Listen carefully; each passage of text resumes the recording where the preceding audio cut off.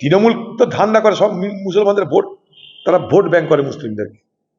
তৃণমূলের কাছে মুসলমান কে? তৃণমূলের কাছে মুসলমান হচ্ছে ভোট ব্যাংকের নাম।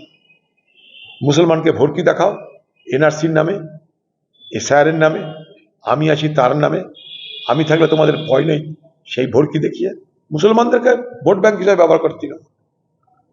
আর কিছু না, মুসলমানদের দাম তৃণমূলের কাছে ভোট ব্যাংক।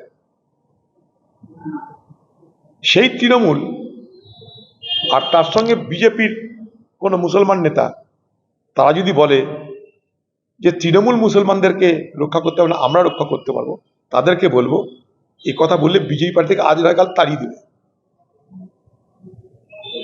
এই ভারতবর্ষ থেকে মুসলমান খেদিয়ে হিন্দু রাষ্ট্র করার স্বপ্ন দেখে বিজেপি। না খেদালেও মুসলমানদের ভোটার অধিকার থাকবে না, মুসলমানদের কোনো ধর্মীয় অধিকার থাকবে না, সেটাই বিজেপির তত্ত্ব।